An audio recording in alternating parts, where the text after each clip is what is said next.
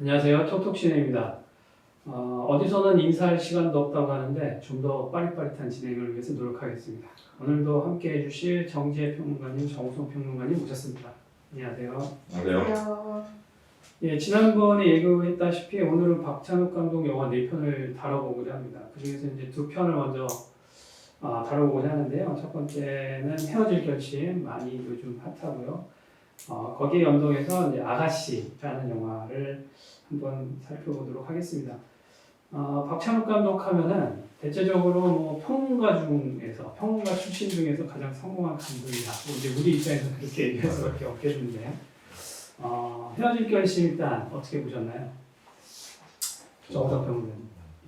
저는 평소에도 박찬욱 감독님 영화를 그렇게 좋아하지 않아서 이번에는 조금 기대를 하고 봤는데 평이 너무 좋다 보니까 그래서 저는 조금 만족스럽진 않았습니다. 어떤 부분에서? 헤어질 결심 같은 거 항상 저는 똑같은 것 같아요. 박찬욱 감독님 같은 경우는 어쨌든 장르를 기반으로 이렇게 조금 나이가 표현하면 장르 바깥으로 나가면서 그 나갔을 때 뭔가 나오는 걸 가지고 감흥을 만들고 싶어 하는데 그게 잘 되지 못하고 그 장르와 본인이 하고 싶어 하는 것 사이에 뭔가 불화가 있다. 그거는 이제 자세하게 나중에 불화가 있고. 네. 예. 우리 정지혜 평론가님 어떻게 보셨어요? 저는 꽤 재밌게 봤고 좋았고 올 여름에 했던 영화들 중에서 제일 좋았어요. 제일 좋았고 그 주변의 평을 들어보면 의외로 저보다 나이가 많거나 또래들은 되게 마음이 찡하게 봤다고 이야기를 하시고 그런데 어린 친구들, 20대나 30대 초반 친구들은 그냥 밍숭맹숭했다라는 이야기를 많이 하더라고요.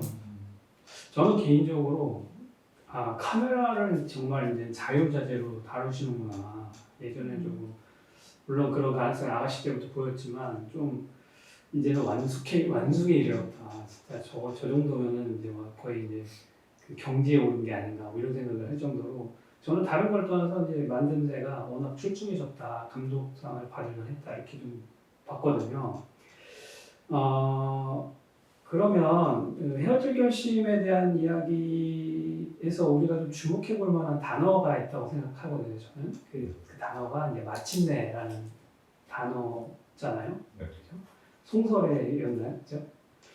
근데 이 말이 그 아가씨에서 수키 역할을 맡았던 김태리 배우도 이 말을 써요. 그 굉장히 결정적일 때 이 말이 나오거든요. 그래서 저는 개인적으로 어떻게 보면 왜 마침내라는 그러니까 송설에 갔을 때는 되게 어울리지 않는 말이었지만 이제 수키가 말할 때는 사실 되게 극적인 변화의 어떤 그 변곡점 같은 역할을 한다 이렇게 생각이 됐거든요.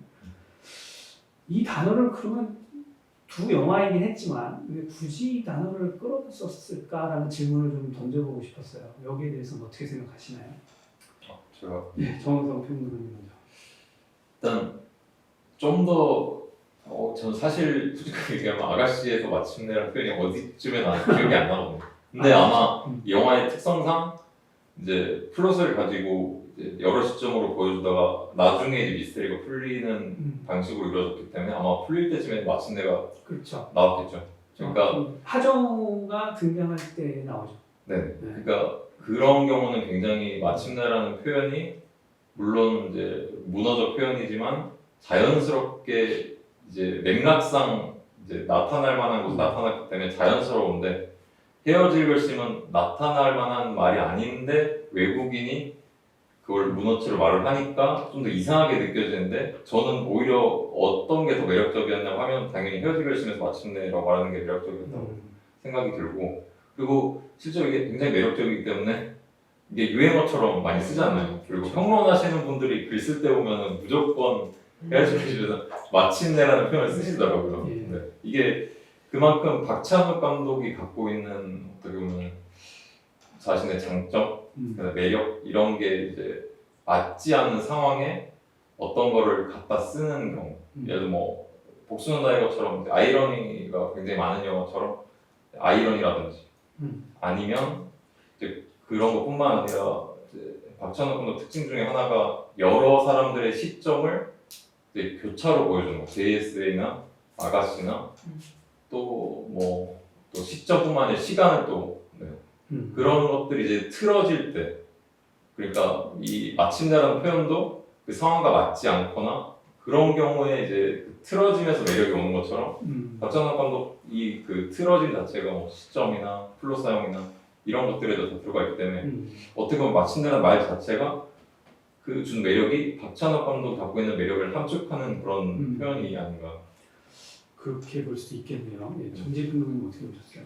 그러니까 그 마침내와 비슷하게 이 영화 전체에서 이렇게 방점을 빡 찍는 단어가 붕괴. 그렇죠. 붕괴는 심지어 텍스트를 보여주잖아요. 화면 가득하게. 네. 그래서 붕괴라는 것이 이 영화 전체에서 굉장히 중요한 거고 그거랑 비슷한 느낌으로의 마침내인 것 같아요.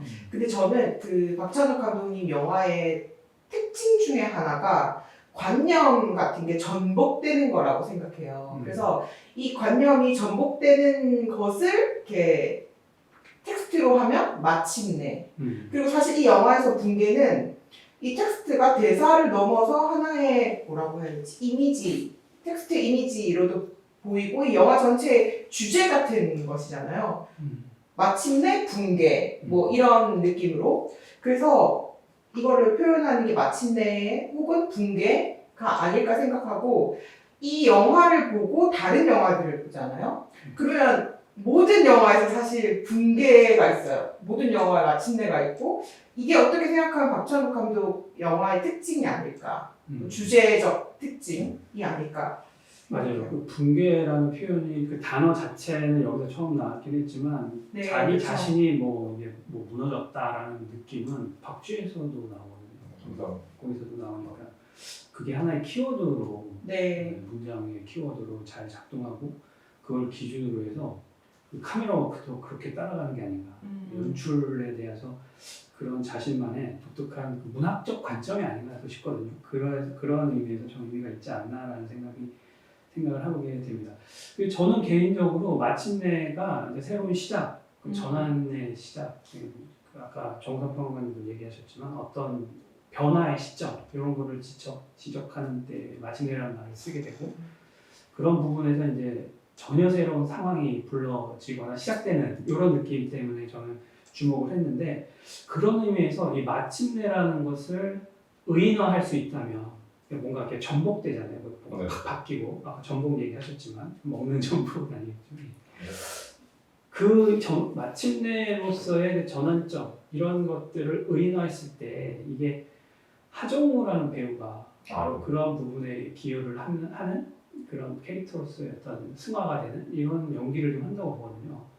그래서 가만히 살펴보니까 하정우가 등장하는 특히 박찬욱 감독의 영화와 특히 아가씨에 등장하는 백작 있죠. 백작이 있었고 그 다음에 최근에 개봉된 넷플릭스에서 아주 핫한 수리남에서의 하정우.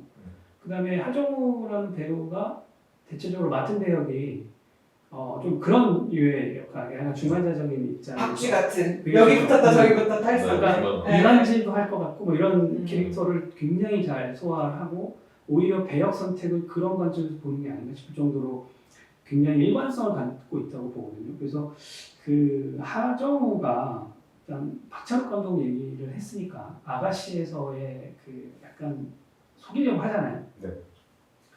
그리고 어차피 수리남 얘기했으니까 수리남에서의 그 어떻게 보면은 이간질이죠. 이간질하는 중간자 역할 이거에 최적화된 배우라고 생각이 되는데 어떻게 생각하세요? 특히 뭐 하정우 배우가 유명해진 그 용서받지 못한 자부터가 이미 그때 계급이 상경이라는 계급 자체가 군대에서 이제 병장한테 시달리고 이등병들 관리해야 되고 그때부터 이미 그 중간자로서의 캐릭터로서의 어떤 자신의 캐릭터를 확실히 보여줬기 때문에 아마 그 영향 때문에 그 뒤에도 캐스팅할 때나 이럴 때 영향이 있지 않았을까. 그래서 뭐 더 테러 라이브 같은 경우도 어떻게 보면은 그렇죠.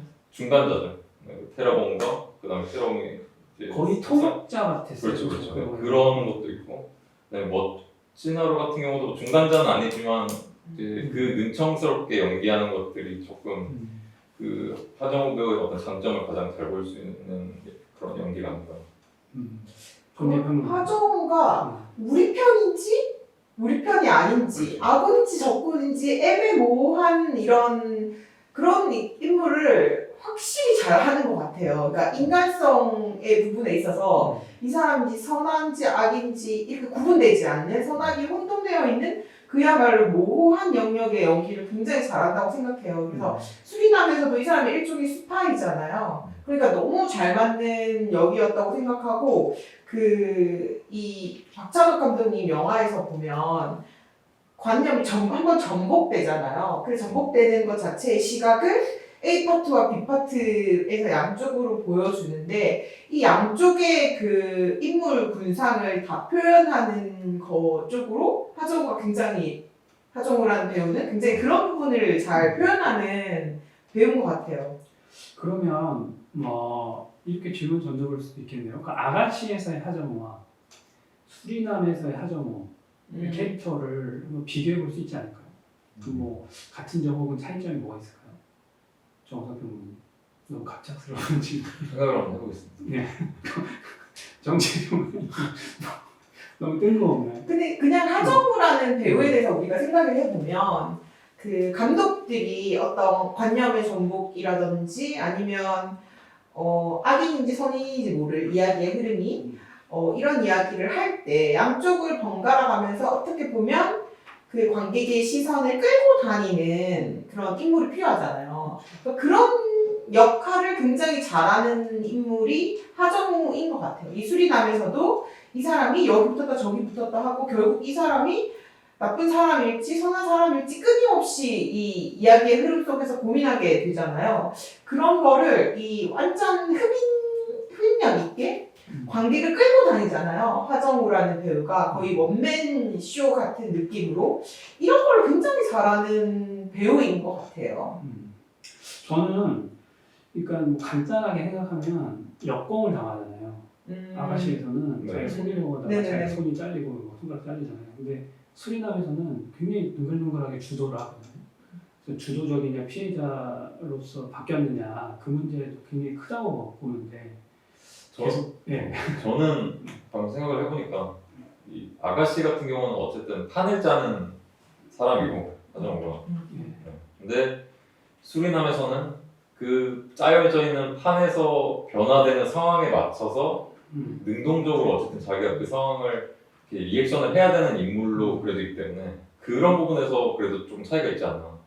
이쪽에서는 자기가 판을 다 짜고 멀리서 내려다보다가 뒤통수를 맞은 느낌이면 수리남에서는 짜여져 있는 판에 들어가서 이게 어떻게 변할지 모르는 상황 안에서 이렇게 변할 때는 또 이렇게 바뀌고 저렇게 변할 때는 바뀌고 그런 데 차이가 확실히 있는 것 같아요. 그러니까 판을 짜는데 결국엔 된통 당하게 되고 그렇죠. 수리남에서는 짜여진 판에 말 같은 역할을 그렇죠. 잘 할 수가 있다 이렇게 볼 수가 있겠네요. 그 외에는 뭐 더 얘기 나눌 게 없을까요? 훌륭한 배우입니다. 근데 박찬욱 감독이랑 작업을 많이 하진 않았어요, 그죠? 하나 했죠. 하나 했어요. 네, 저는 원래 그 박찬욱 감독님이 그 하정우 배우랑 잘할 거라고 생각했거든요. 여러 작품을 할 것 같다는 느낌을 받았는데 의외로 한 편 하고 마셔서 그게 좀 의문점이었는데 그때 이런 거하고 캐릭터의 어떤 그 조율이 되지 않거나 뭐 이런 게 있지 않을까 이런 약간의 생각을 해보는데 어떻게 생각하세요? 박찬욱 감독님이 송강호 배우를 제외하면은 거의 다 반복해서 여러 번 쓴 배우가 거의 없는 걸로. 그래서 아마 성향상 썼던 배우를 다시 쓰는 거는 잘 안 하시지 않나. 그러니까 뭐 하정우 배우의 뭔가 이렇게 마음에 안 드는거나 이런 건 그런 건 아니고 아니고, 네. 아닌 그런 거 것이고. 같습니다. 어떻게 생각하세요, 정치 배우는? 어디까지 저희가 이야기를 해야 할지 약간 지금 막 머릿속으로 고민을 했는데 그냥 약간 뭐 하정우 배우는 사실 이렇게 제가 듣기로는 제가 듣기로는 어느 현장 어느 작품에 가도 자기 몫을 굉장히 잘 챙기는 이런 배우라는 이야기를 많이 들었어요. 그러니까 원탑으로서 이야기를 막 휘두르면서 끌고 가기에는 너무 좋은 배우지만 박찬욱 감독님 영화는 꽉 짜여진 영화잖아요. 그러니까 상대적으로 하정우 같은 배우를 메인으로 쓰기에는 사실 조금 부담스러운 느낌이 있죠. 근데 아가씨 같은 경우에는 사실 하정우라는 배우의 처음 그 대본에서의 비중은 크지 않았을 거라고 생각해요. 근데 이제 하정우라는 배우가 들어갔기 때문에 자기 역할을 확실히 하고 나오잖아요. 그래서 마치 하정우가 메인 인물이 아니지만 사실은 메인 인물 역할을 다 하잖아요. 그러니까 이런 식으로 운영을 할 때는 하정우라는 배우가 굉장히 좋지만 사실 박찬욱 감독님이 영화 하는 방식과는 조금 안 맞을 수 있는 배우라는 생각도 들기는 해요. 저도 그거에 동의하는 게 저도. 그게 박찬욱 감독은 그 판을 철저하게 짜는 그쵸. 감독 같다는 아주 느낌이 치밀하게. 왜냐하면 그 카메라 워크 아까 제가 얘기했습니다만 그 동선 하나하나를 굉장히 정교하게 치밀하게 구성을 하시더라고요.